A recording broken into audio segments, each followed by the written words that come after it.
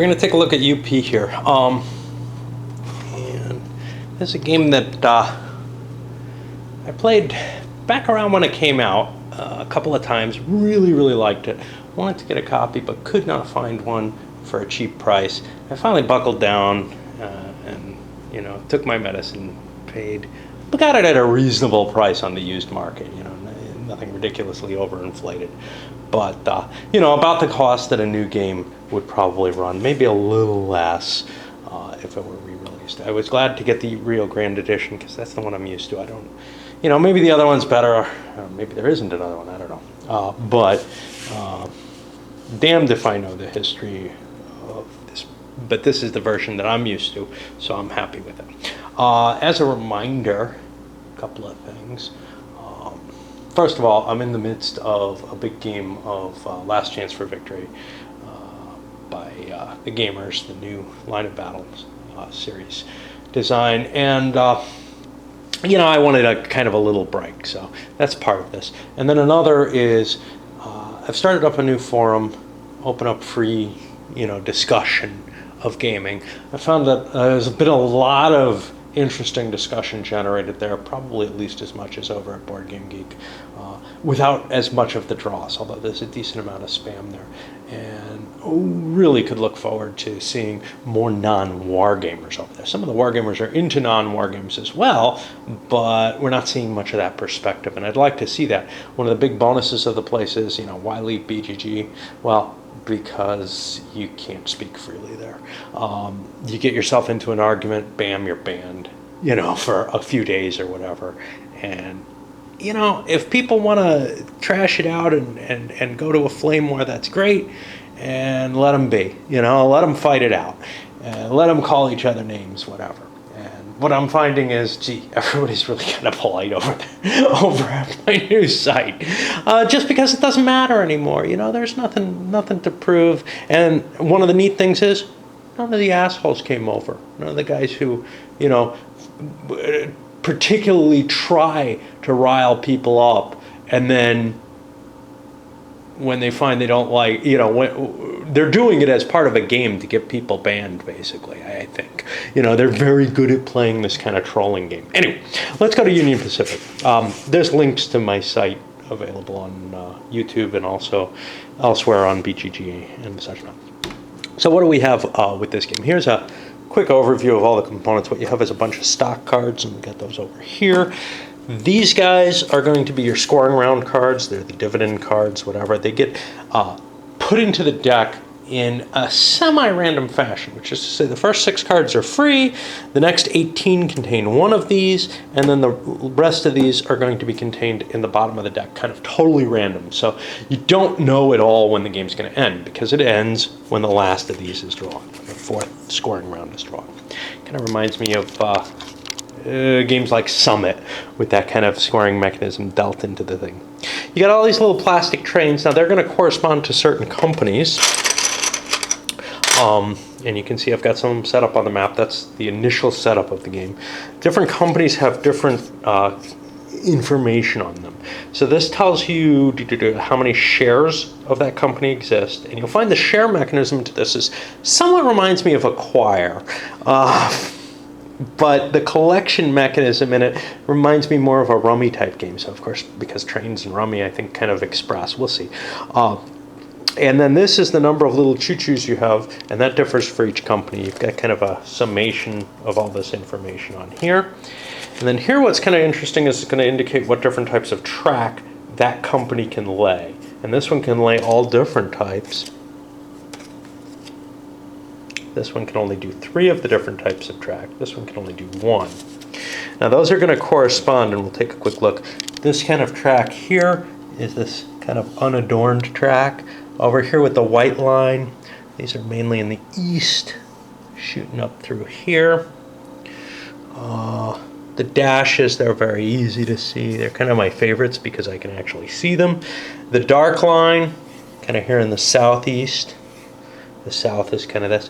And these are just a means of, limiting the railways to their geographical expansion, because you won't be able to put little choo-choos on the wrong color track, on a track that company can't use. You also have these, the track cards, which are going to correspond with one of those different types of tracks, although there are some of these wild cards, which can be used as any type of track. You got money. This is only used for scoring. You could have a score track or whatever for the game. That would probably be easier.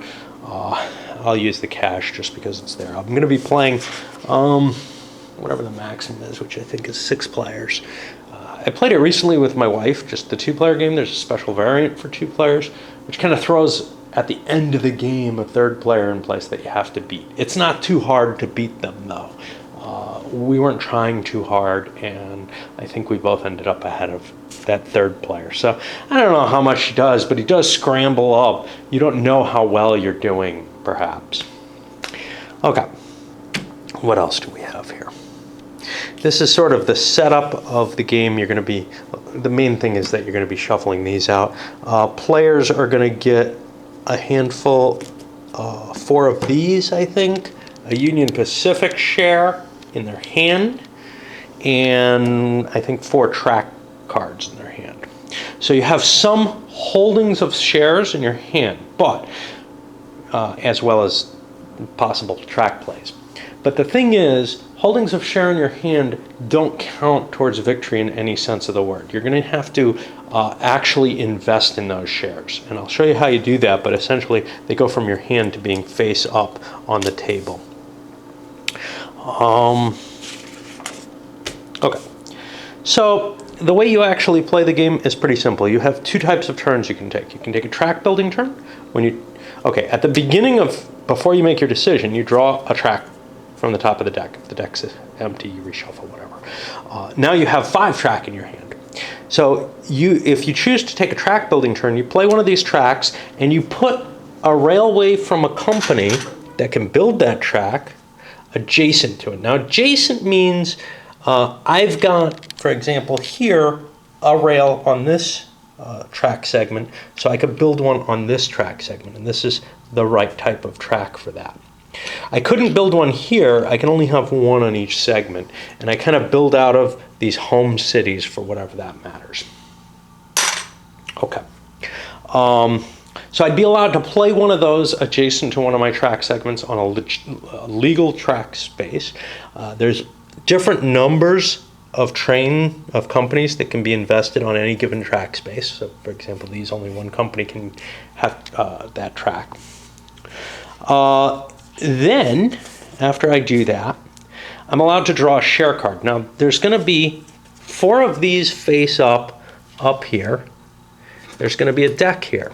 And my choices are going to be to draw from one of the 4 face-up shares that I know what they are, draw a random one from here, or take a Union Pacific share. After I do that, I have the right to then secretly discard one of my shares from my hand and draw a Union Pacific share in exchange for it. You can see there's 20 Union Pacific shares, and there's no little train information on them. They don't have any little plastic trains, and they don't build any track. They're just sort of this amorphous company that really isn't being developed on the board in the same way the others do. And it's got its own method of generating points. It's assumed to be being built at the same time kind of these others are, but it's not really competing with them. And you'll see how that works. Okay, so that is what I'm allowed to do if I do a track build. If I don't do a track build, well, I'm allowed to take cards from my hand, either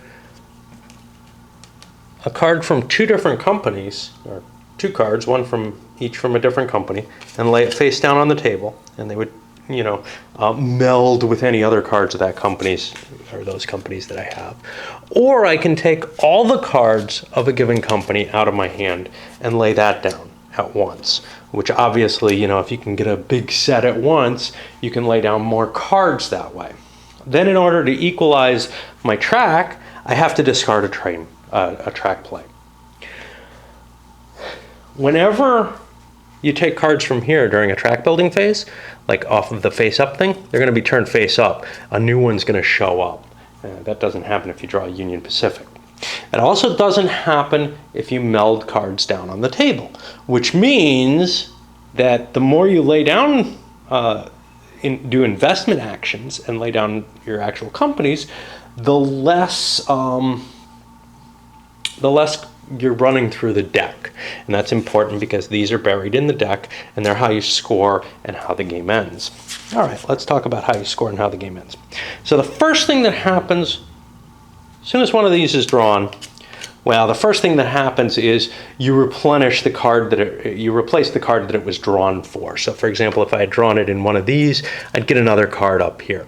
Or if I had been drawing a card from my hand and I drew one of these, I would have to play this down immediately, and then I would draw another card from my hand. It doesn't really matter, you just want to catch that first so that you don't forget it, basically.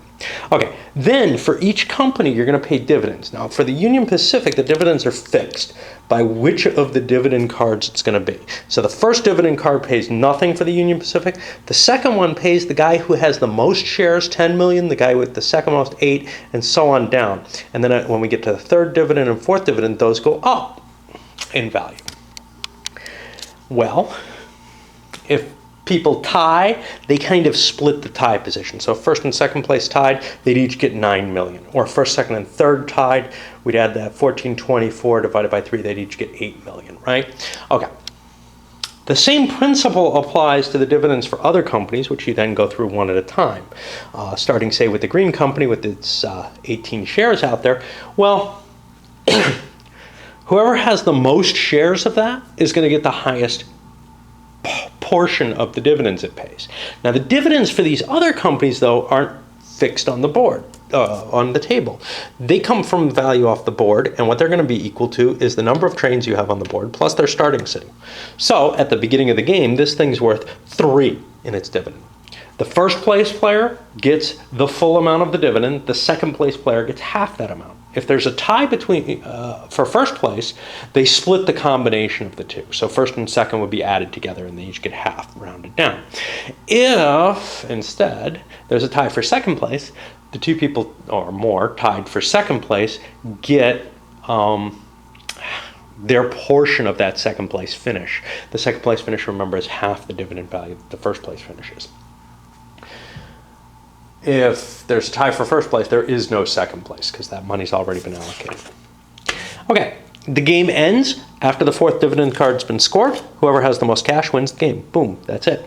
Okay, variance, well, in 2 players, like I said, the game ends with a third, you only play 3 dividends out. The fourth one's still in the deck, but you don't play it. When the third dividend's drawn, all the remaining shares in the deck and the face-up ones here, including the UP, are counted as a third player who you have to compete with for that final dividend round. Now, that final dividend round is likely to be it's guaranteed to be at least as valuable as any of the others. It's likely to be more valuable than any of the previous dividend rounds, but you could have 2 of these cards right in a row. So there is a chance that the guy who's got a lot of shares and probably a lot of first place finishes in those share markets, it's very hard to, get through 9 of these in players' hands in order that the notional player will have not first place in something like that. Same thing goes with Union Pacific. He's almost guaranteed to get first place in that. But it doesn't mean much because the Union Pacific, as you can see, isn't a first, second, and then nothing situation. You can get money off of any, as long as you have any amount of shares in the Union Pacific, you get some money.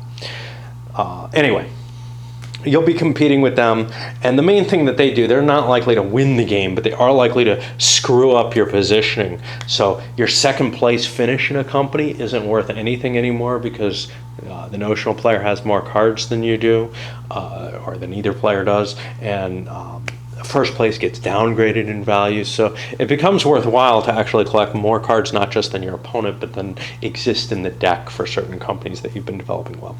Then there's this dividend card variant. They changed the possibility of the preparation to make sure that the dividends get spread out, to make the game less random in terms of ending. I don't like that. I like the random ending, and that's what we'll be playing with.